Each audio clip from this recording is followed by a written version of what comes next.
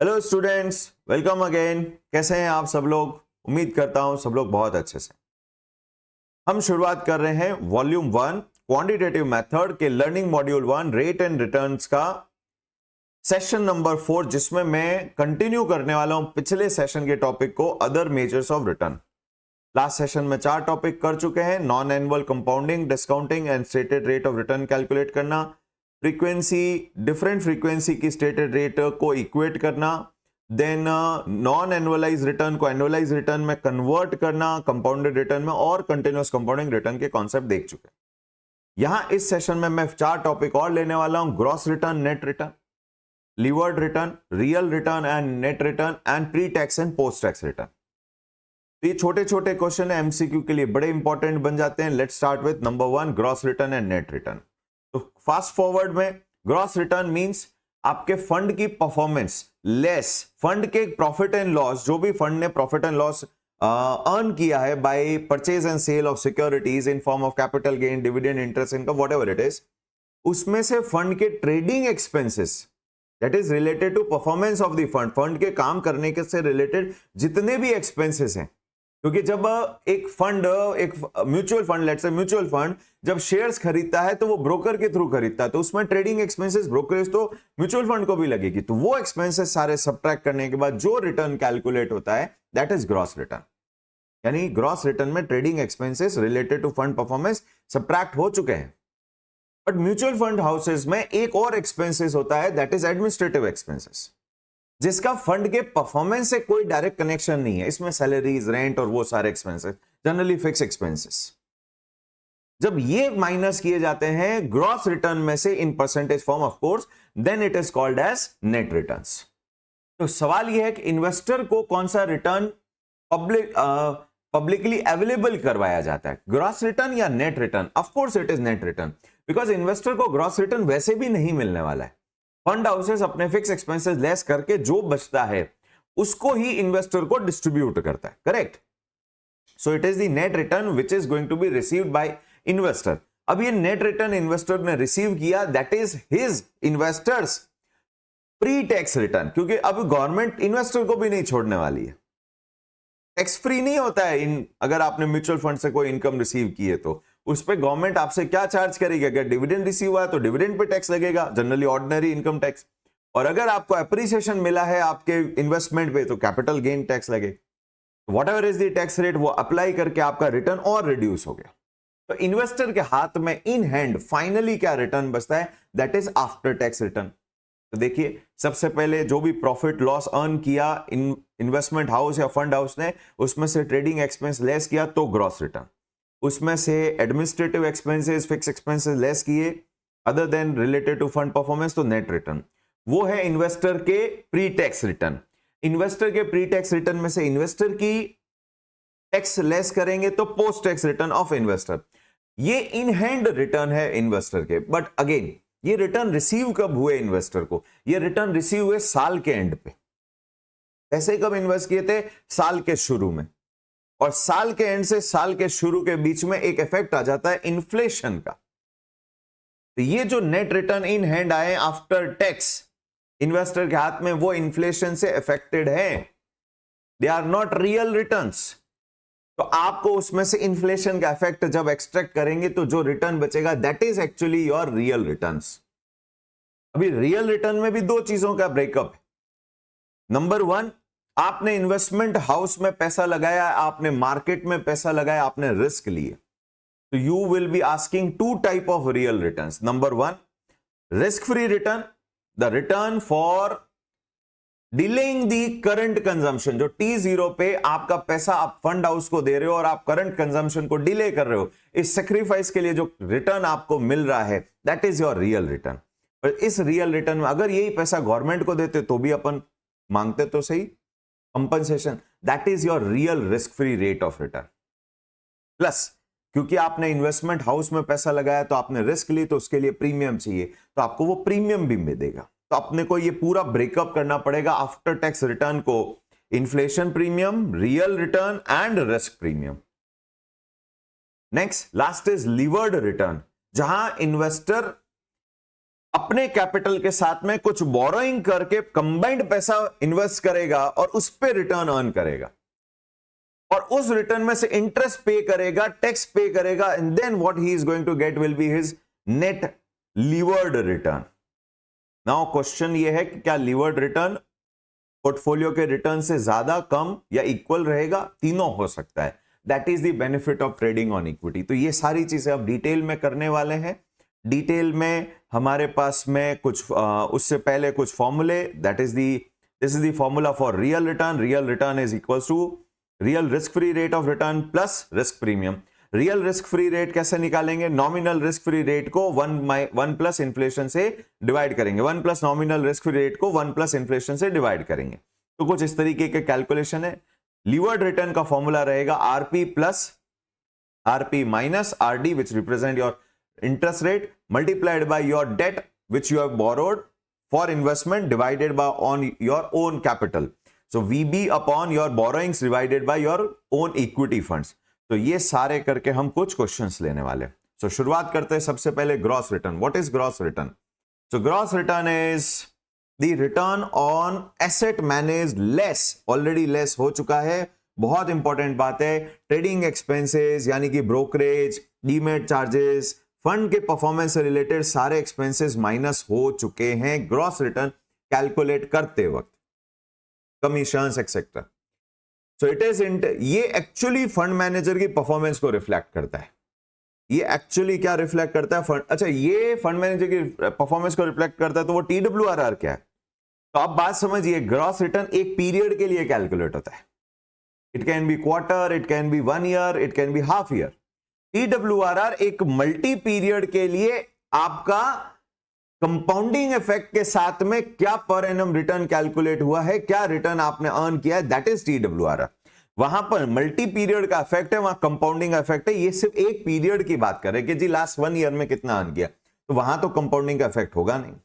तो यहां पर gross return is calculated, gross return, levered return, ये हम जितने भी आज टॉपिक करने वाले हैं ये सब 1 पीरियड के लिए कर रहे हैं। तो यहां कंपाउंडिंग की बातें नहीं करेंगे। एक साल में कितना रिटर्न अर्न किया तो कंपाउंडिंग होगा ही नहीं। बट यहां जब ग्रॉस रिटर्न की बात करी तो फंड मैनेजर का परफॉर्मेंस से रिलेटेड जितने भी एक्सपेंसेस थे सब माइनस करने के बाद जो बचा है that is gross return. Next, net return. Net return is, अब फंड मैनेजमेंट के परफॉर्मेंस से रिलेटेड तो एक्सपेंसेस हो गए माइनस, ट्रेडिंग कमीशन ये सब हो गया, trading expenses. But fund house को चलाने के लिए एसेट मैनेजमेंट कंपनीज, AMCs, खुद के लिए भी तो कुछ उस एसेट्स में से कुछ चार्ज करेगी, बिकॉज अदरवाइज रेंट, सैलरीज वो कैसे पे होगा? फंड मैनेजर की खुद की सैलरी कैसे पे होगी? These are called administrative expenses. इसका फंड के परफॉर्मेंस से कोई ऐसा लेना देना नहीं होता है। फंड में ट्रेडिंग कितनी की उससे कोई लेना देना नहीं है। ट्रेडिंग एक्सपेंसेस जितना टर्नओवर होगा उतने एक्सपेंसेस बढ़ते जाएंगे। तो ये जब ग्रॉस रिटर्न में से asset management fees, administrative expenses minus होते हैं, दैट इज योर, उसके बाद जो नेट रिटर्न बचता है that is called as actually net return, उसी को नेट रिटर्न बोलते हैं। अब यहां एक सोचने की बात है कि ट्रेडिंग एक्सपेंसेस, कमीशन, ये तो वेरिएबल एक्सपेंसेस है। जितना ज्यादा चर्निंग होगा, जितना फंड का वॉल्यूम होगा उतना ट्रेडिंग एक्सपेंसेस बढ़ेगा। बट ये जो एडमिनिस्ट्रेटिव एक्सपेंसेस थे ये जनरली फिक्स नेचर के होते हैं। तो जब जनरली फिक्स नेचर के होते हैं तो एक फंड मैनेजर 10,000 करोड़ भी मैनेज कर सकता है और 1,000 करोड़ भी मैनेज कर सकता है। एक्सपेंसेस जो फिक्स है वो तो वही लगने हैं, रेंट तो उतना ही लगना ऑफिस का, सैलरीज तो उसी फंड मैनेजर को पे करनी है। तो यहां पर अगर एक्सपेंसेस लेट्स से 10 करोड़ है तो जो बड़ा फंड हाउस है उसका जो ये एडमिनिस्ट्रेटिव एक्सपेंसेस है परसेंटेज के फॉर्म में दैट विल बी 10/10,000 करोड़, जबकि जो छोटा फंड हाउस है उसका होगा 10 करोड़ डिवाइडेड बाय 1,000 करोड़। तो उसका परसेंटेज एक्सपेंसेस ज्यादा दिखेगा छोटे फंड हाउस का। तो जब छोटे फंड हाउस का एक्सपेंसेस ज्यादा दिखेगा तो उसके ग्रॉस रिटर्न में से जब ज्यादा नेट एक्सपेंसेस, वो एडमिनिस्ट्रेटिव एक्सपेंसेस का परसेंटेज सब्ट्रैक्ट होगा तो उसका नेट रिटर्न थोड़ा सा बड़े फंड हाउस के कंपैरिजन में कॉम्पिटिटिवनेस कम दिखाएगा, डिप्रेस्ड रहेगा। ये एक छोटी सी समझ थी, सोच थी जो एग्जाम में क्वेश्चन बन के आ सकती है। नेक्स्ट, कि भाई दो फंड हाउसेस है, एक बड़ा है एक छोटा है in terms of asset under management, और दोनों के एडमिनिस्ट्रेटिव एक्सपेंसेस सेम है, तो बताइए, और अगर उनके ग्रॉस रिटर्न सेम है तो ग्रॉस रिटर्न सेम है, administrative expenses in amount same है, तो बताइए नेट रिटर्न किसका हायर होगा? ऑफ कोर्स बड़े फंड हाउसेस का, बिकॉज उसका net return in terms of percentage of their AUM asset under management will go down, percentage form में वो कम हो जाएगा छोटे फंड हाउस के कंपैरिजन में, क्योंकि बेस ज्यादा हो गया, उसको मिल गया। तो ये चीज का ध्यान रखना पड़ेगा हमें। बढ़ाते हैं आगे। So it is the net return available to the investors and net return is calculated by deducting all managerial and administrative expenses of the fund house। इसमें मैंने ये जरूर लिखा है कि लार्ज फंड हाउस को इसका एक बेनिफिट मिलेगा, बिकॉज उसके पास लार्ज एयूएम का बेस है, तो उसके एडमिनिस्ट्रेटिव एक्सपेंसेस का परसेंटेज क्या होगा? लोअर होगा। तो यहां पर हमें एक चीज पता चली कि अगर फंड का, अच्छा पब्लिश कौन सा करते होंगे फंड हाउसेस, ग्रॉस रिटर्न या net return? Of course net return. काफी लोगों का इन्वेस्टमेंट होगा म्यूचुअल फंड में, तो हम लोग माई कैम्प्स करके एक एप्लीकेशन को यूज करते हैं, उसमें कुछ रिटर्न्स वो शो करते हैं कि 1 ईयर में कितना रिटर्न आया, 3 ईयर में कितना आया, एनुअलाइज शो करते हैं, ऑफ कोर्स 5 ईयर में कितना आया। व्हाट इज दैट रिटर्न जो वो पब्लिश कर रहे हैं? That is net return of the fund house. यानी इसमें ट्रेडिंग एक्सपेंस भी माइनस हो चुके हैं और फंड का एडमिनिस्ट्रेटिव एक्सपेंसेस भी माइनस हो चुका है। तो अगर आपको नेट रिटर्न्स दे रखा है, अगर आपको नेट रिटर्न्स दे रखा है, you have been given net returns, net returns आपको दिया गया है कि एक फंड हाउस ने लास्ट ईयर 15% रिटर्न अर्न किया, इलस्ट्रेशन, और उस फंड हाउस के administration expenses, admin expenses are 10 CR, 10 CR, 10 crores, and उस फंड हाउस का asset under management is, AUM is let's say 1000 crores है। So what is the percentage administrative expenses, admin expense as percentage of AUM? Because net return भी percentage of AUM he declare होगा कि जी अपने asset पे उन्होंने कितना earn करके दिया, 15%। तो admin expenses is 10 crores over 1000 crores into 100 is equals to 1% of AUM। So what is the gross return? हमने रिवर्स कैलकुलेशन कर दी। Gross returns are equals to, gross returns are equals to 15% net return plus 1% is equals to 16%। So effectively तो fund house ने 16% earn किया, fund manager ने। ये वो 1% है जो फिक्स एक्सपेंसेस का सब्ट्रैक्ट हो गया। So hopefully gross return net return का कॉन्सेप्ट समझ में आया। ये ध्यान रखिएगा, ट्रेडिंग एक्सपेंसेस दोनों में माइनस हो चुका है, एडमिन एक्सपेंसेस नेट में माइनस हुआ है। बढ़ाता हूं आगे, pre tax and post tax return. तो अब इन्वेस्टर को क्या हाथ में मिलेगा, इन हैंड क्या रिटर्न मिलेगा? That will be 15%। So investors का नेट रिटर्न, फंड हाउस का net return, net return of fund house will be equals to before tax और pre tax return of investor, that is your 15%। अब government ने 30% की tax rate लगा रखी है India में, तो जब आपको 100 पे 15% अर्न होता है तो आपको उस 15 पे 30% टैक्स पे करना पड़ता है। मान के चलते हैं कि it's ordinary tax rate, capital gain tax rate सब मिला के 30% है, अलग अलग दे रखा है, आप अलग अलग रेट लगा सकते हैं। टैक्स एट द रेट 30%, कितना टैक्स चला जाएगा? 30% multiplied by 15% is equals to 4.5% of the gain। 4.5% of your return आपको क्या करना पड़ेगा? गवर्नमेंट को पे करना पड़ेगा। So you will get after tax return, after tax returns for in hand will be equals to 10.50%। लो जी, और कम हो गए। बट ये भी कब आया है? ईयर के एंड पे आया, T1 पे आया है। तो इसकी वैल्यू खुद रिड्यूस हो चुकी है because of reduction in purchasing power of the money, inflation के कारण। This is the nominal return in hand at T1। So this is your nominal return in hand at T1, first year के end पे आया ये। तो if I want to find out what is my real return, तो फिर क्या करना पड़ेगा? इसकी वैल्यू रिड्यूस हो चुकी है इन्फ्लेशन के कारण, तो हमें उस इन्फ्लेशन के इफेक्ट को भी क्या करना पड़ेगा? हटाना पड़ेगा। तो हमने जब स्टार्ट किया था और हमने टाइम वैल्यू शुरुआत की और वहां पर हमने इंटरेस्ट रेट के बारे में कुछ बात करी थी कि इंटरेस्ट रेट क्या होती है जी, कि interest rate is combination of real risk free rate plus inflation premium plus कुछ रिस्क प्रीमियम ऐड किए थे इन form of liquidity, maturity and default and default premium. ये सारे रिस्क प्रीमियम हमने ऐड किए थे, करेक्ट।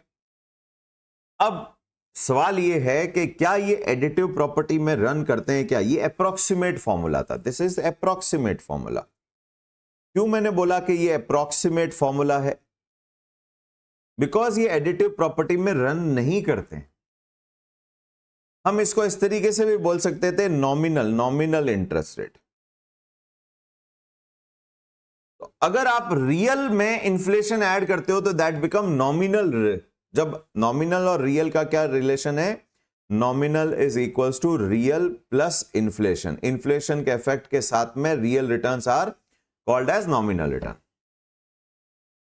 अब यहां समझना पड़ेगा पहले तो ये तीनों है क्या। रियल रिस्क फ्री रिटर्न, अगर मैंने पैसा गवर्नमेंट को भी दिया होता और इन्फ्लेशन नहीं होता तो भी, क्योंकि मैं पैसा गवर्नमेंट के साथ में शेयर कर रहा हूं फॉर सम पीरियड, तो I will be sacrificing my current consumption, I will be delaying my current consumption. तो उसके लिए मैं जो कंपनसेशन मांगता हूं गवर्नमेंट को, ये मानते हुए इन्फ्लेशन नहीं है, that is called as real risk free return. Government को दे रहे हैं तो रिस्क फ्री है, गवर्नमेंट के पास में नोट प्रिंट करने की अथॉरिटी है, तो अगर नहीं भी होगा तो वो आपको रिटर्न तो देंगे, that is why it is called risk free. But फिर जब हम गवर्नमेंट के पास जाते हैं तो गवर्नमेंट से सिर्फ risk free return, real risk free return नहीं मांगते। गवर्नमेंट को बोलते हैं एक तो मैं डिले कर रहा हूं अपना कंजम्पशन, प्लस इस पैसे की वैल्यू भी रिड्यूस हो जाएगी बिकॉज ऑफ इन्फ्लेशन, तो आप मुझे इन्फ्लेशन भी दो। तो जो गवर्नमेंट की ट्रेजरी बिल का रिटर्न होता है, the return on government security GSEC is actually your nominal risk free rate, which is equals to your real risk free rate। Government से हम जो कंजम्पशन डिले करते हैं उसके लिए भी रिटर्न मांगते हैं, प्लस हम गवर्नमेंट से इन्फ्लेशन का भी जो इफेक्ट हमारे लॉस हुआ है हम वो भी मांगते हैं। अगेन मैंने अभी एडिटिव प्रॉपर्टी में ही रखा है, बट एक चीज समझना है कि क्या ये एक्चुअली एडिटिव प्रॉपर्टी है। लेट्स अज्यूम हमने T0 पे 100 इन्वेस्ट किया, actual investment, and I am asking let's अभी कोई रिस्क प्रीमियम है नहीं, हम गवर्नमेंट की बात करते हैं। तो गवर्नमेंट से if I am asking 10% for as a compensation for delaying the consumption, तो मैं उसको बोलता हूं गवर्नमेंट को जी 10% निकाल के दीजिए 100 पे, यानी आप मुझे 10 रुपीज और दे दीजिए, यानी मुझे 110 रुपए चाहिए at T1, correct. Subject to the condition मेरे पैसे की वैल्यूएशन रिड्यूस नहीं होनी चाहिए because of any inflation in the economy, और अगर है तो फिर मुझे उसका भी पैसा रिटर्न दीजिए। कितना इन्फ्लेशन है? लेट्स से 2%, तो हमारे को दिया है real returns, real risk free rate is 10% and inflation is 2%। तो क्या मैं अब इस 100 पे ही 2% मांगूंगा? क्या सिर्फ इस 100 की ही वैल्यू रिड्यूस हुई है? +2, 100 की वैल्यू तो रिड्यूस हुई है इन्फ्लेशन के कारण, तो आई विल बी आस्किंग 100 की जगह भैया 102 दो। अब वो सेम कंजम्पशन के लिए 102 रुपीज लगेंगे, करेक्ट, डन। बट ये 2 रुपीज भी अब कब मिलेगा?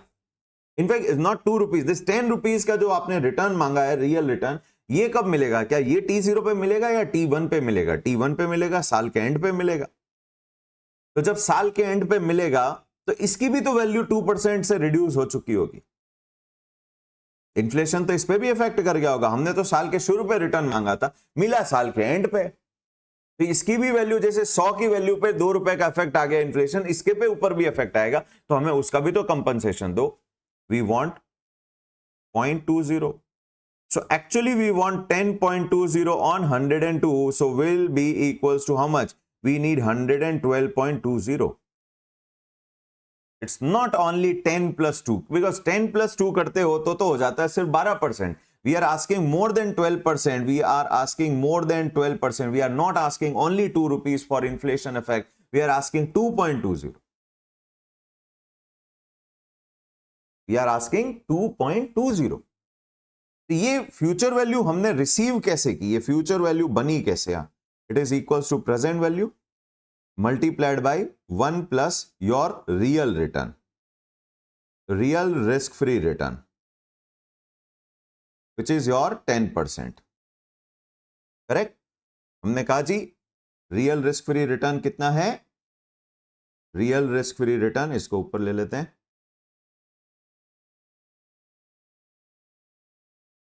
Risk free return for delaying the consumption and sharing money with government for 1 year. हमने 10% मांगा था, तो हमने कहा जी 100 पे तो 10% ये दे दो, प्लस इस प्रेजेंट वैल्यू का 2% इन्फ्लेशन का इफेक्ट आएगा, हमें वो भी चाहिए. 1 plus inflation premium. This is your 112 rupees. अभी तो ये 112 हुआ है, प्लस कि वो जो हमें रियल रिटर्न मिल रहा है 10 रुपीज का, उस पे भी हमें प्रीमियम चाहिए इन्फ्लेशन का. Present value 100 into real return, real risk free return.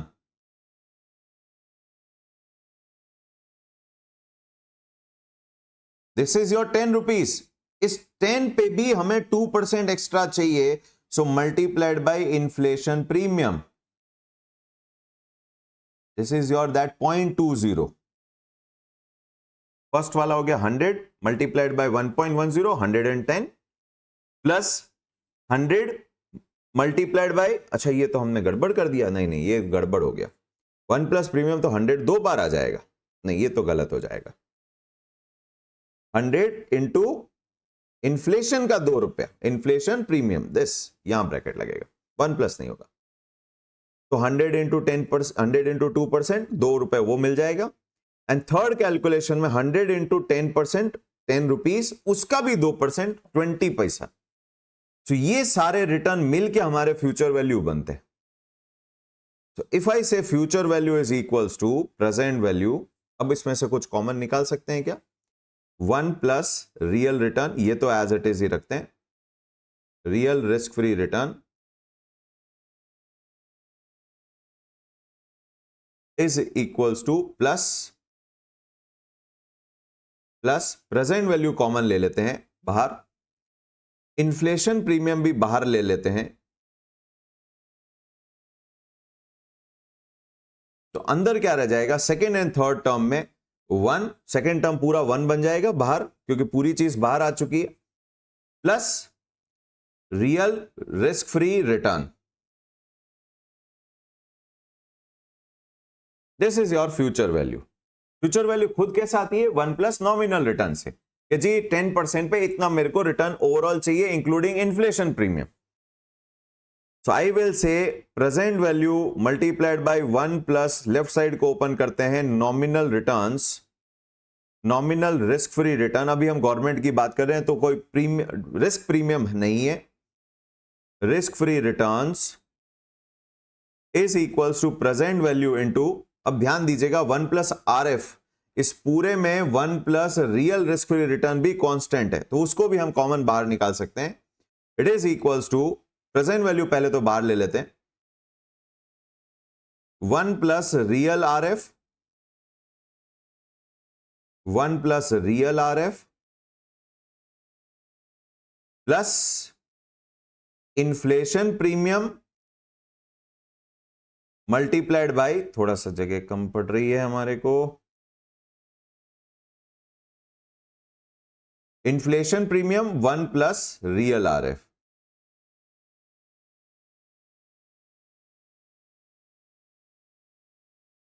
Left side में future value is equals to present value into overall nominal returns, that is risk free return plus inflation का combined effect, उसी को nominal return बोलते हैं.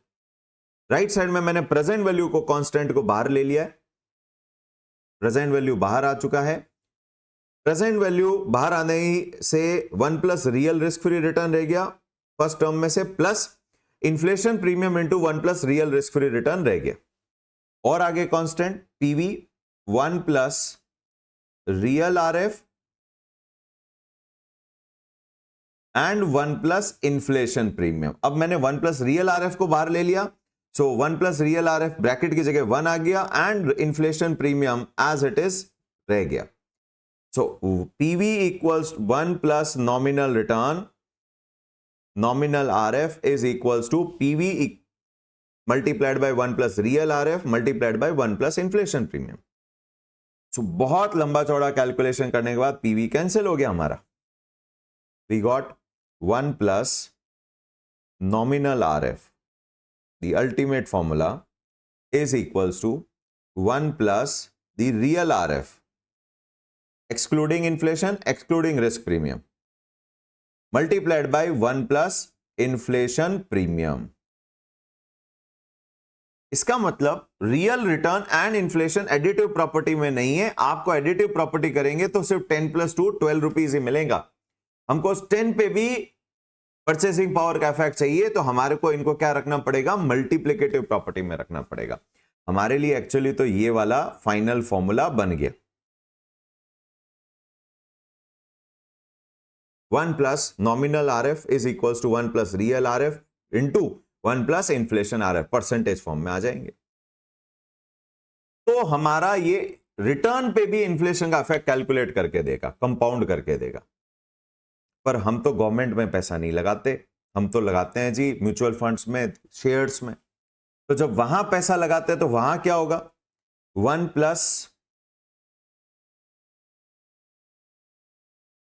Plus nominal return.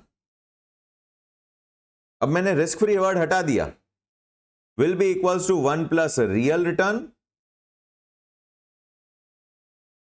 Multiplied by 1 plus inflation premium. Same concept है। तो इसका मतलब वहां रियल रिटर्न्स में क्या क्या इंक्लूडेड होगा, of course real risk free तो होना ही चाहिए, प्लस प्रीमियम होना चाहिए। बट अगेन वो प्रीमियम मल्टीप्लिकेटिव प्रॉपर्टी में होगा, नहीं तो इफेक्ट आ जाएगा उसका भी। तो फाइनली हमारा अल्टीमेट फॉर्मूला बना, जब आप एक रिस्की इंस्ट्रूमेंट में पैसा लगाते हैं, रिस्की इंस्ट्रूमेंट में पैसा लगाते हैं, 1 plus nominal return is equals to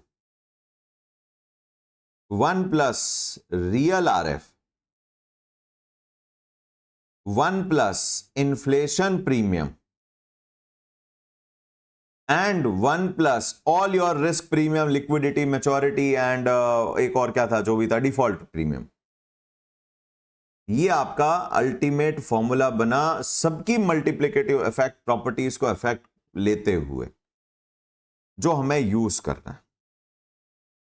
अब यहां थोड़ा ध्यान रखने की बात, तो टी-बिल हमें मिलता है, टी-बिल का रिटर्न, गवर्नमेंट सिक्योरिटीज का रिटर्न, वो क्या होता है, गवर्नमेंट सिक्योरिटीज का रिटर्न रियल आरएफ नहीं होता, वो नॉमिनल आरएफ होता है, यानी वो इन दोनों का समेशन है, जीसेक रिटर्न। ये किसका रिटर्न है, this is your return on risky instrument, return on risky instrument, investment, instrument को, इन्वेस्टमेंट को, एक ही बात। तो अब इन 4 में से वो 3 दे देंगे और चौथा निकलवाएंगे, क्या हम निकाल सकते हैं, बिल्कुल आराम से निकाल सकते हैं। ये रिलेशनशिप हमारे को समझ में आनी चाहिए। तो हमारा इसी के साथ में रियल रिटर्न वाला टॉपिक भी कंप्लीट होता है। Real returns are useful in comparing return across time period as well as comparing return across among countries also. ये बहुत इंपॉर्टेंट बात है। इंडिया का इन्फ्लेशन रहता है अराउंड 4%, जबकि यूएस का अभी तो चलो ज्यादा है, अदरवाइज जनरली वहां 2% रहता है, वहां 2% ही रहता है इन्फ्लेशन। तो क्योंकि इंडिया का इन्फ्लेशन ज्यादा है, इसके लिए कारण नॉमिनल रिटर्न्स भी ज्यादा दिखते हैं, जबकि यूएस के नॉमिनल रिटर्न कम दिखेंगे ऑफ कोर्स। तो अगर आप नॉमिनल रिटर्न को कंपेयर करने जाओगे तो ऐसा लगेगा India is performing, out performing US, which is not right.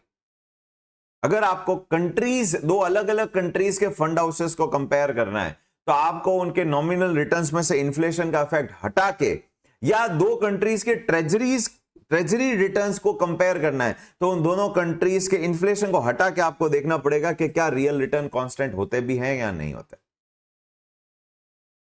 और अगर नहीं होते हैं तो देयर इज आर्बिट्राज अपॉर्चुनिटी। एक गवर्नमेंट से पैसा बोरो करो, दूसरी गवर्नमेंट में इन्वेस्ट कर दो और उसमें आपको पैसा अर्न करने को मिल जाएगा, there will be an arbitrage opportunity. तो ऐसे केसेस हम फॉरेन एक्सचेंज के आर्बिट्राज में सीखते हैं इंटरेस्ट रेट पैरिटी के साथ में।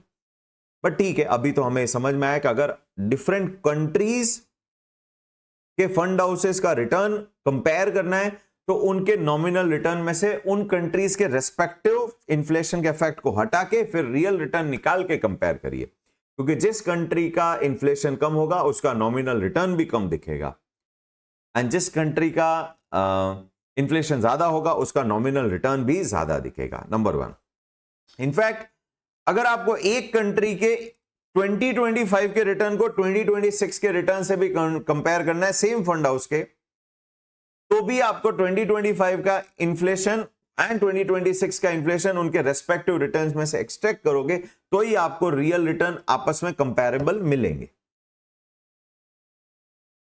अच्छा, ये रियल रिटर्न का इफेक्ट किस पे लोगे, बिफोर टैक्स या आफ्टर टैक्स वाले रिटर्न पे? आफ्टर टैक्स वाले पे, क्योंकि जो भी रिटर्न आएगा gross return, before tax return, उसमें से गवर्नमेंट को वो साल के एंड पे आएगा, टैक्स भी साल के एंड पे देना है, तो जो नेट रिटर्न है वो आपके हाथ में, उसमें से इन्फ्लेशन का इफेक्ट हटाना है। तो ये सारी चीजें हम कर चुके, और ये मल्टीप्लिकेटिव प्रॉपर्टी क्यों है ये भी हमने समझा। नेक्स्ट इज लिवरेज रिटर्न, उस पे जाते हैं, उससे पहले कुछ क्वेश्चंस ले लेते हैं। ये लास्ट टॉपिक ही है हमारा, उसमें हम ट्रेडिंग ऑन इक्विटी की भी बात करेंगे। क्वेश्चन 3 हम ऑलरेडी कर चुके थे, कंटिन्यूअस कंपाउंडिंग की बात। यहां क्वेश्चन नंबर 4 मैंने एक क्वेश्चन बनाया, देखें क्या बोलता है। Annual return earned by XYZ mutual fund is 10%। What is this return? This is of course वो क्या पब्लिश किया होगा इन्होंने? नेट रिटर्न्स पब्लिश किया होगा। ग्रॉस वो पब्लिश ही नहीं करेंगे, क्योंकि एक्सपेंसेस तो सब्ट्रैक्ट करने के बाद इन्वेस्टर को बताएंगे कि भाई हम आपको इतना % आपके घर ले जाने के लिए दे रहे हैं। फंड हाउस का asset under management AUM is 100 lakhs। Fund house की management expenses which is not related to trading activity और performance activity 2 lakh rupees। So this is your 2%। 2 lakh as a percentage of 100 lakh is your 2%। 2% का भी expense minus हो चुका है इस 10%। तो अगर फंड हाउस के परफॉर्मेंस की बात की जाए तो उन्होंने एक्चुअली अपने परफॉर्मेंस के कारण कितना अर्न किया? That is the 12%। 10 + 2 12%। इन्वेस्टर को कितना मिलेगा? 10%। इन्वेस्टर की टैक्स रेट एप्लीकेबल इज 15%। तो अगर इन्वेस्टर अपने घर पे 10% ले जाएगा, घर नहीं ले जा सकता, बीच में गवर्नमेंट को पैसा देना पड़ेगा, उस 10 का 15% यानी 1.5% जाएगा, तो नेट इन्वेस्टर के हाथ में आफ्टर टैक्स कितना आएगा? 8.5%। लास्ट इन्फ्लेशन है 7%, ये वो घर लेके गया साल के एंड पे। This is your nominal return in the hand of investor. तो अगर इसका रियल रिटर्न कैलकुलेट करना है तो nominal return is equals to 1 + nominal returns is equals to 1 + real returns. ये रिस्क फ्री नहीं है, रियल रिटर्न ही लिखा है। एक तो रिस्क फ्री और real risk free, nominal risk free and real return सब अलग अलग है।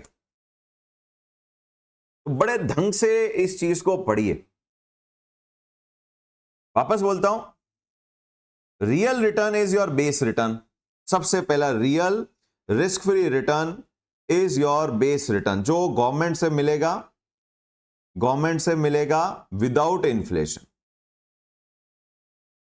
उसमें जब आप ऑफ कोर्स 1+ के फॉर्मेट में इन्फ्लेशन इफेक्ट जब ऐड करते हो तो this become your nominal risk free return, RF return. ये भी गवर्नमेंट से मिल रहा है बट इंक्लूसिव ऑफ। उसमें जब रिस्क प्रीमियम ऐड होते हैं, this is your nominal return. But back nominal return में से अगर इन्फ्लेशन इफेक्ट को हटा देते हैं तो it is your real return, not real risk free return, it is real return. यानी इसमें क्या क्या जुड़ा हुआ है? इसमें रियल RF भी जुड़ी हुई है, प्लस इसमें रिस्क प्रीमियम जुड़े हुए हैं, एक्सेप्ट किसका? इन्फ्लेशन नहीं जुड़ा हुआ है। तो ये वर्ड्स को थोड़ा सा ध्यान रखना पड़ता है मैथमेटिक्स करते वक्त। वो जो आफ्टर टैक्स रिटर्न आया है, आफ्टर टैक्स रिटर्न आया है इन्वेस्टर के हाथ में, that is this after tax return in hand of investor.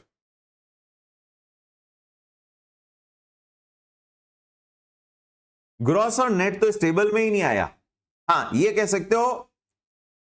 अब ये आफ्टर टैक्स खुद कैसे आया? म्यूचुअल फंड ने जो प्रॉफिट एंड लॉस अर्न किया उसमें से ट्रेडिंग एक्सपेंस सब्ट्रैक्ट हुआ, दैट बिकम्स ग्रॉस रिटर्न। उस ग्रॉस रिटर्न में से एडमिनिस्ट्रेशन एक्सपेंसेस सब्ट्रैक्ट हुआ। ऑफ कोर्स ये सब परसेंटेज फॉर्म में ही बात कर रहा हूं मैं। This is your net return which is equals to, and this net return is equals to before tax return in hand of investor। उसमें से इनकम टैक्स पे होगा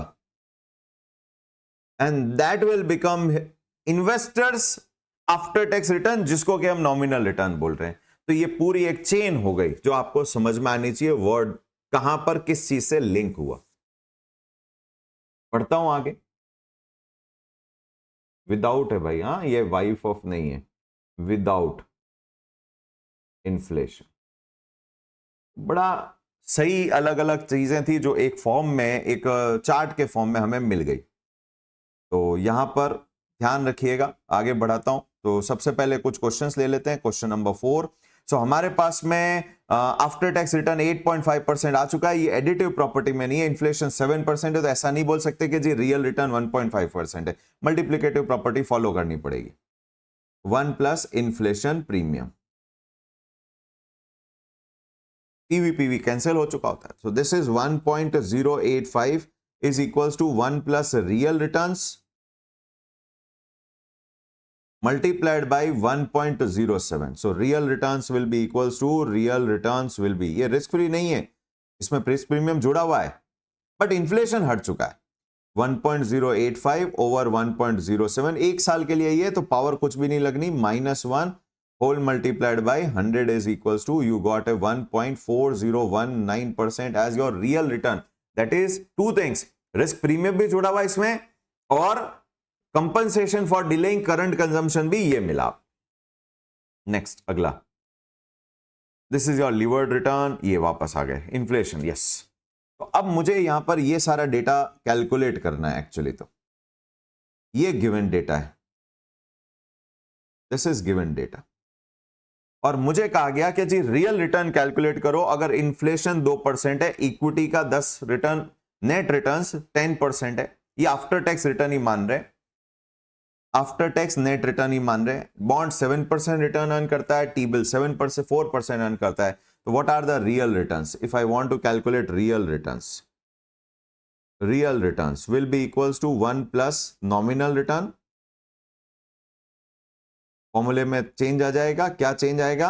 1 plus real return into 1 plus inflation is equals to 1 plus nominal होता है। तो 1 plus inflation को नीचे ले जाते हैं, 1 प्लस इन्फ्लेशन प्रीमियम, तो उस साइड बचेगा 1 प्लस रियल रिटर्न, तो 1 को इस साइड ले आएंगे तो माइनस हो जाएगा। परसेंटेज में कैलकुलेट करना है into 100। First case, case 1 equity के केस में, equity will be equals to 1.10, 1.02 minus 1 whole multiplied by 100। Let's calculate what is the value. 1.1 divided by 1.02 minus 1 into 100, so real return is 7.8431, जो answer visible है। Bonds के case में भी same calculation, 1.07 over 1.02 whole minus 1 into 100 is equals to, let's see. तो ये कहने का purpose था कि जी एक तो ये real risk free, real return, nominal risk free, nominal return, after tax, इनमें कंफ्यूज नहीं हुई है। 1.07 divide by 1.02 minus 1 into 100, 4.9020 visible. And last T-bill, T-bill भी गवर्नमेंट का इशूड है, बट ये रिस्क फ्री है, पर नॉमिनल रिस्क फ्री है, इसमें भी इन्फ्लेशन तो इसमें भी जुड़ा हुआ है। 1.04 upon 1.02 minus 1 into 100. That is equals to 1.04 divided by 1.02 minus 1 into 100, 1.9608 visible. अब बोलता है इसमें से रिस्क प्रीमियम निकालो, अलग करो। रिस्क प्रीमियम, इन्फ्लेशन प्रीमियम अलग नहीं करना। तो उसके लिए क्या करना पड़ेगा जी? उसके लिए क्या फॉर्मूला है? रिस्क प्रीमियम अलग करना है। रिस्क प्रीमियम अलग करना है, नॉमिनल रिटर्न अवेलेबल है, नॉमिनल रिटर्न अवेलेबल है और रिस्क प्रीमियम अलग करना है। तो रियल और इन्फ्लेशन वाले को तो कंबाइंड ही रखो। आई कैन से यहां पर हमारा 1 plus nominal return is equals to 1 plus risk, nominal risk free return 1 plus inflation कर देता हूं। फर्स्ट और सेकेंड टर्म के जीसेक रिटर्न को कंबाइंड रखा है, 1 प्लस आरपी को, रिस्क प्रीमियम को अलग कर दिया। इन्फ्लेशन कहां लिख दिया मैंने? 1 प्लस रिस्क प्रीमियम। अब इन्होंने बोला रिस्क प्रीमियम कैलकुलेट करो, तो ठीक है ना, 1 plus nominal return, 1 plus nominal RF नीचे चला जाएगा, माइनस 1 इंटू 100। तो रिस्क प्रीमियम का फॉर्मूला क्या बन जाएगा? Risk premium will be equals to, risk premium will be equals to, RP will be equals to 1 plus nominal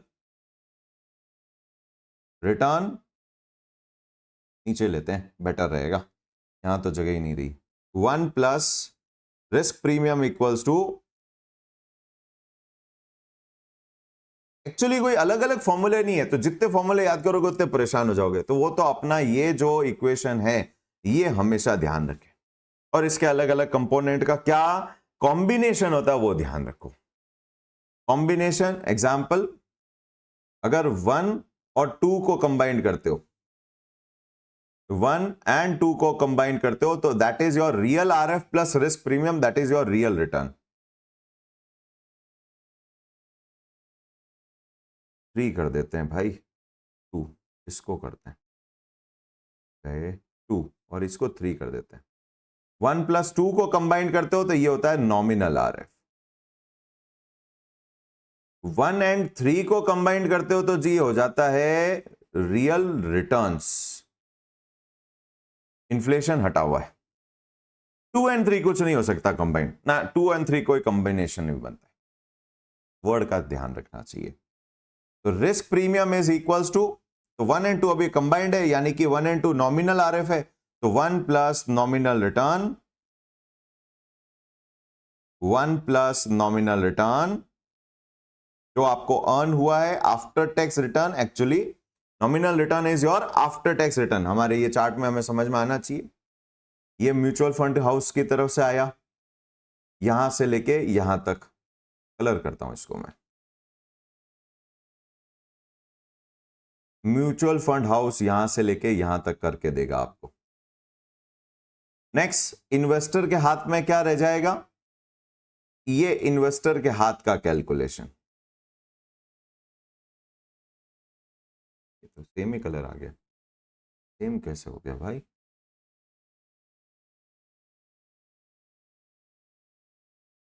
ये भी सेम है,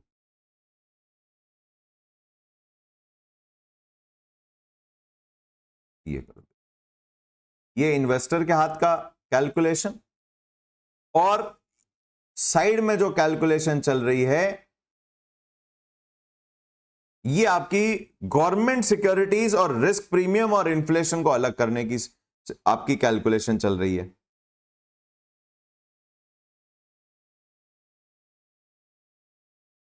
इसमें कुछ चीजें आपस में इक्वेट करती है। एग्जाम्पल के तौर पे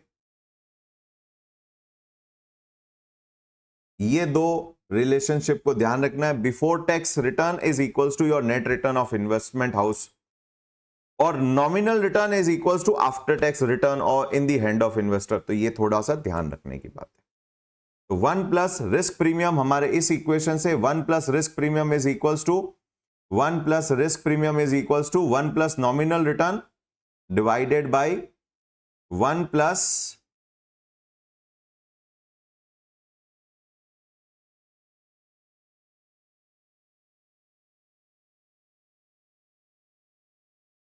1 प्लस क्या आ जाएगा, nominal RF, nominal RF whole minus 1 multiplied by 100। Nominal RF क्या होती है, गवर्नमेंट की ट्रेजरी बिल की rate. This is your T bill, G Sec return, जिसमें इन्फ्लेशन और रियल रिस्क फ्री कंबाइंड है। तो क्या हमें इस क्वेश्चन में जीसेक की रेट दे रखी है 4%, तो जीसेक के केस में रिस्क प्रीमियम होगा भी नहीं, आईएनए लिखा हुआ है इसीलिए आंसर में, बट बाकी दोनों में होगा। तो अब हमें इस 10% से इन्फ्लेशन नहीं हटाना है, गवर्नमेंट के रिटर्न का इफेक्ट हटाना है।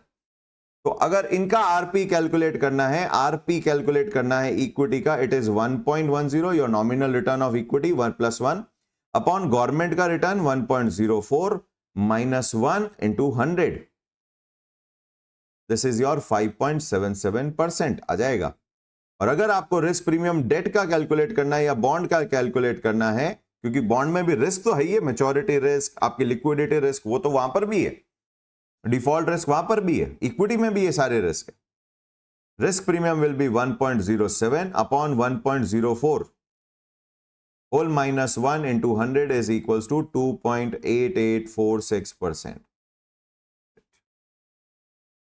ये चीज थोड़े से कैलकुलेशन ध्यान रखें,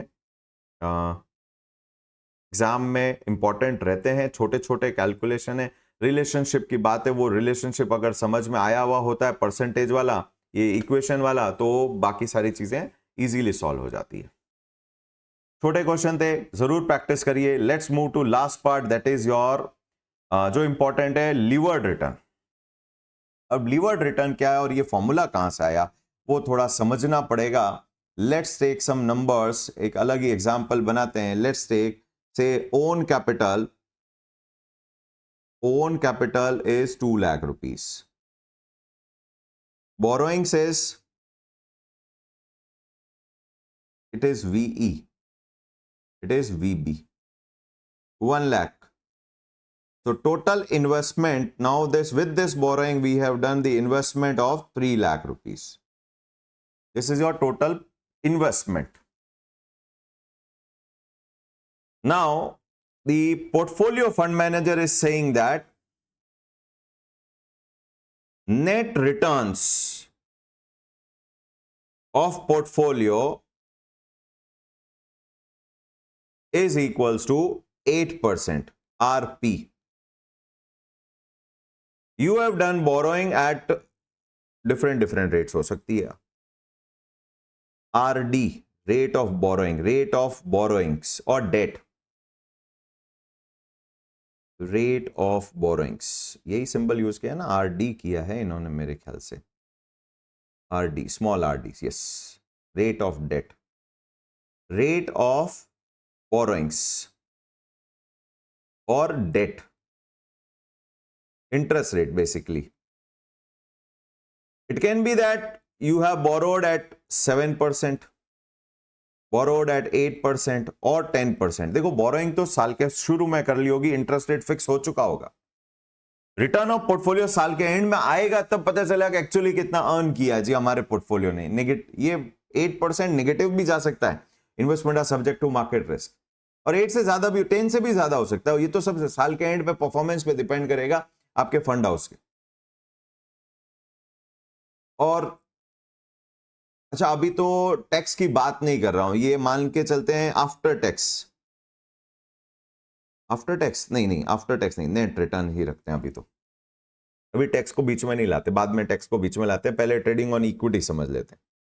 तो 8% अर्न किया है, जबकि 7% आप बोरोइंग रेट पे करनी है, तो अपने को ग्रॉस कितना आएगा, ग्रॉस इन हैंड कितना आएगा, ग्रॉस रिटर्न्स कितना अर्न कर, इसको ग्रॉस रिटर्न नहीं बोलना चाहिए क्योंकि ग्रॉस रिटर्न हमने फंड हाउस के पॉइंट ऑफ व्यू से सीखा है।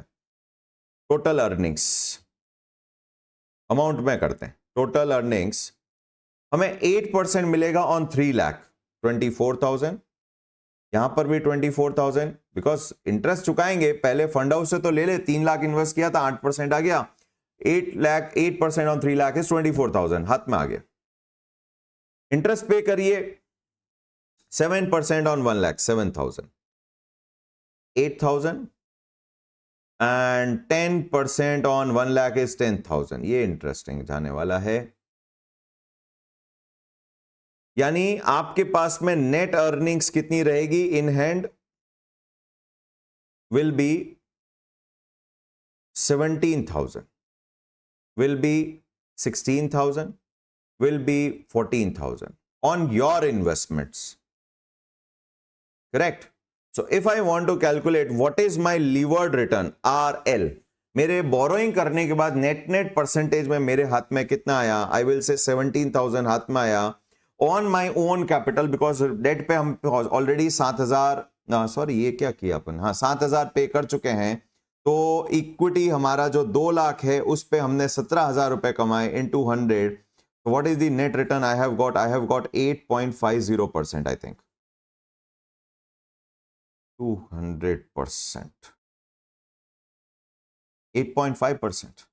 दिस इज 16,000 अर्न किए बोरोइंग का इंटरेस्ट पे करने के बाद on my 2 lakh rupees into 100 is equals to what it is my 8% return. Fund ने भी 8% कमाया था, इंटरेस्ट रेट भी 8 थी और लीवर्ड रिटर्न भी 8 है।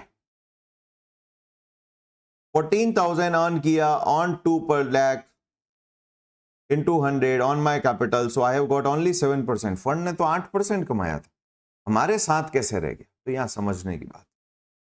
तो हम यहां फॉर्मूला बनाते हैं। What is RL? आरएल का फॉर्मूला देखें। RL is 17,000 अपॉन 2 लाख, एक का फॉर्मूला बनाते हैं वो सब पे अप्लाई हो जाएगा, is equals to 24,000 minus 7,000 over 2 lakh into 100 is equals to 3 lakh into 8%, that is your 24,000। Backward working करके फॉर्मूला डिराइव कर रहा हूं। 1 lakh into your interest rate 7% over 2 lakh into 100. I can rewrite this as 2 lakh into 8%, split कर दिया, plus 1 lakh पे भी 8% earn किया, दोनों पे अर्न किया ना, खुद के कैपिटल पे भी 8% मिलेगा, बोरोइंग पे भी 8%। फंड हाउस के लिए कोई फर्क नहीं पड़ता पैसा कहां से लाए, उसके लिए तो 3 लाख है, 3 लाख पे वो 8% दे देगा। Minus 1 lakh into 7% all divided by 2 lakh into 100. Ultimately we got RL is equals to 2 lakh divided by 2 lakh 8% plus 1 lakh common ले लेते हैं, so 8% minus 7% 1 lakh all divided by, अच्छा ये सब परसेंट में ही आ रहे हैं, अपन परसेंट में ही लिख रहे हैं क्या? 24 and into 100, yes on 2 lakh 12,000 2%, 100 cancel हो जाएगा बिल्कुल अपॉन 2 लाख। डेसिमल्स में लिखना चाहिए था, हमने परसेंट में किया तो हमने 100 हटा देना चाहिए था, यहां से हमने 100 हटा देना चाहिए था, बिल्कुल परसेंट अंदर ले लिया ना अपन ने। क्या फॉर्मूला दिखा? It is RL is equals to RP which was your 8% plus RP minus RD 7% पे बोरोइंग थी into value of borrowing upon value of equity जो आपने इन्वेस्ट किया था। This is your ultimate formula जो आपने 17,000 वाले को यूज करके किया। अब बाकी दो को भी करेंगे, सेम फॉर्मूला जनरेट हो जाएगा। पर इससे एक चीज समझ में आई, your VB and VE are constant, वो आपने साल के शुरू में डिसाइड कर दिया था। RP वो फंड मैनेजर जनरेट करके देगा। Your RL will be more than RP और लेस देन RP, ये सब कुछ डिसाइड करेगा आपका ये रिलेशनशिप RP लेस RD, और ये कहूं RP एंड RD के बीच का relationship. If RP is greater than RD, सो ये ब्रैकेट जो है RP minus RD will be positive into value of borrowing upon value of equity, वो हमेशा पॉजिटिव होगा। डेट इक्विटी रेशियो नेगेटिव तो हो भी नहीं सकता। तो ओवरऑल आपका RL will be greater than RP which is visible in your this case, first case 7% RP, यहां पर आपका RD से बड़ा है, तो तो आपका RL 8.5% आया, RP से बड़ा आया। बट अगर RP और RD सेम है, सेकंड केस 8% तो वो वैल्यू 0 हो जाएगी। 0 इंटू एनीथिंग इज 0, तो आपका RL एंड RP सेम आएगा। Third case, if your RP is less than RD, तो ये ब्रैकेट जो है RP माइनस RD नेगेटिव हो जाएगा। Negative into your debt equity ratio will give a negative number, so आपका RL डिप्रेस होगा, decrease होगा, RP से नीचे चला जाएगा। तो यहां पर हम कह सकते हैं बोरोइंग इज फेवरेबल। इनडिफरेंट, लो ना लो, बोरोइंग कोई फर्क नहीं पड़ता, कोई प्रॉफिट नहीं बढ़ने वाला, कोई परसेंटेज रिटर्न नहीं बढ़ने वाला। Indifferent, borrowing is unfavorable or adverse, either of the way. And this effect, whole effect is actually called as trading on equity also. But ठीक है, ये सिचुएशन है, आपको एमसीक्यू में इस तरीके का सिनेरियो बना के डायरेक्ट पूछ सकते हैं RL विल बी ग्रेटर और लेस देन RP, क्या रिलेशन रहेगा। अपने को एक तो फॉर्मूला याद होना चाहिए, क्योंकि अगर आपके पास RL, RP, RD, VB and VE चार में से अगर पांच में से अगर चार values they they, you should be able to calculate the fifth one. So derivation course में नहीं था, बट सिंपल फॉर्मूला याद भी हो तो भी ठीक है, और अदरवाइज डेरिवेशन आता है तो बढ़िया, अगर नहीं याद होगा तो आप डिराइव कर पाएंगे, और नहीं तो अपने यहाँ हमेशा ये टेबल बना के, इनकम स्टेटमेंट बना के तो कर ही सकते हैं। अच्छा, अभी तक मैंने टैक्स का इफेक्ट भी नहीं लिया था, तो कोई बात नहीं, अभी पहले एक बार इसके क्वेश्चन को देख लेते हैं। कुछ क्वेश्चन डाला हुआ है क्या हमने? कहीं तो डाला था, question number third over, fourth over, and yes, ये रहा। ओन कैपिटल 10 लाख, 5% डेट है 5 लाख, टोटल इन्वेस्टमेंट हो गया 15 लाख। तो ये हो गई आपकी VE, ये हो गई आपकी VB, ये हो गई आपकी RD। RD is your 5%। Return on portfolio is 8%। हाँ जी, RP is greater than RD, तो आपका RL हायर आएगा। बट यहां टैक्स रेट भी दिया है मैंने, गुड, अब आपको टैक्स रेट भी दिया है। तो क्या टैक्स 8% पे लग जाएगा? नहीं, बिल्कुल नहीं। तो इसको मैं नीचे सॉल्व करता हूं वापस। Let's solve this again. इसको ले जाते हैं नीचे, क्योंकि नहीं तो बहुत कंजस्टेड हो रहा है यहां पर। इनफैक्ट क्वेश्चन की ही जरूरत है, क्वेश्चन की ही तो जरूरत है हमें। क्वेश्चन को ले जाते हैं।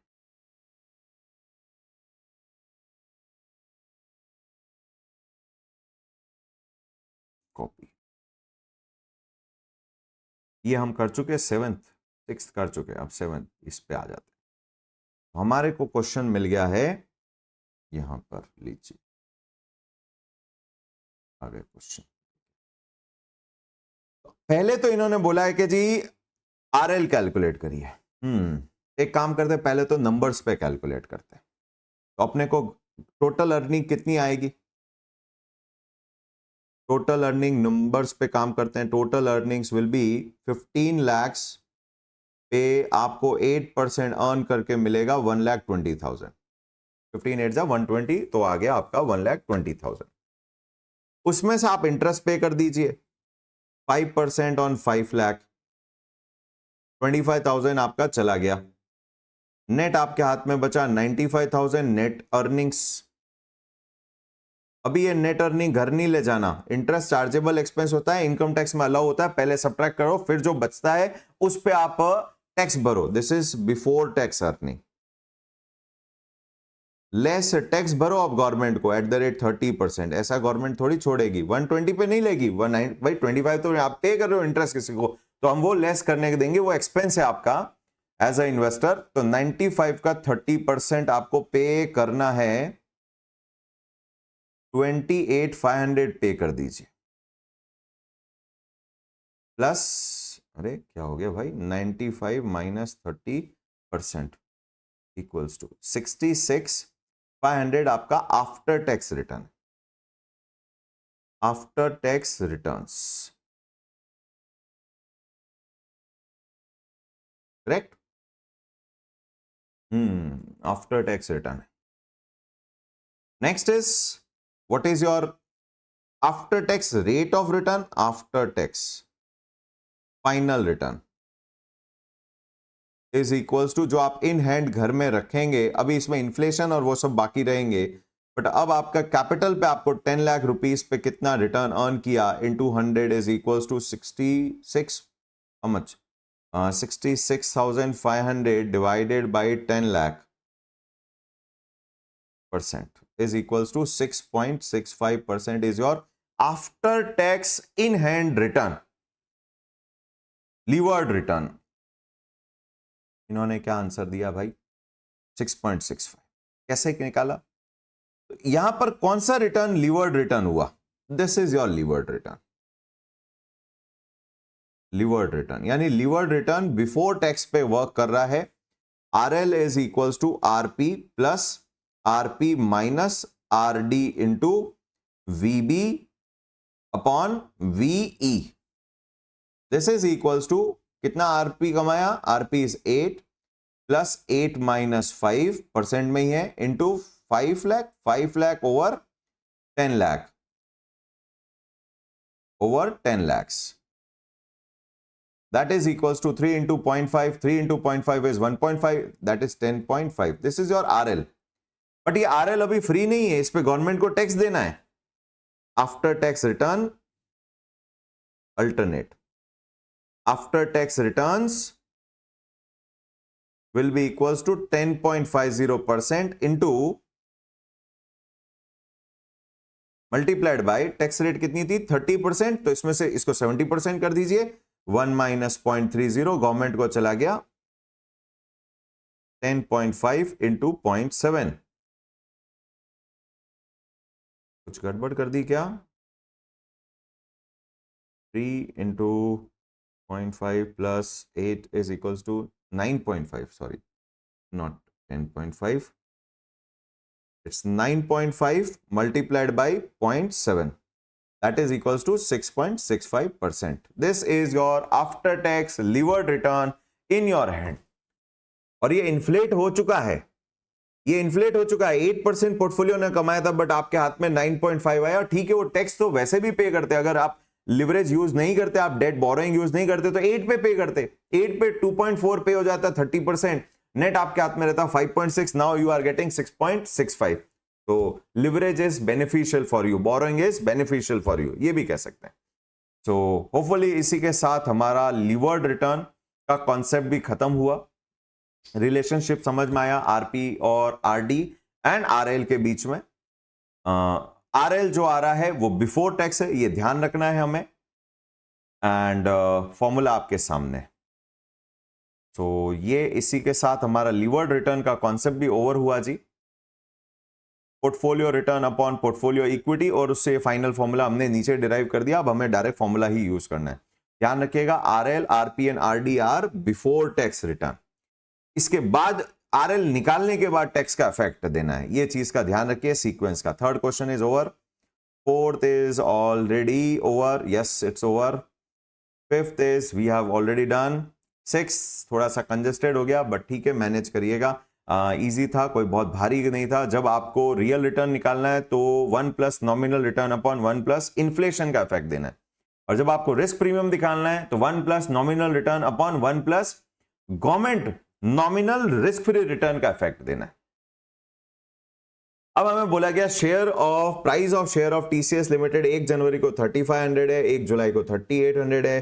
What is continuous compounded rate of return? I think ये तो कंटिन्यूअस कंपाउंडेड पिछले सेशन का पार्ट है, but still we can find out.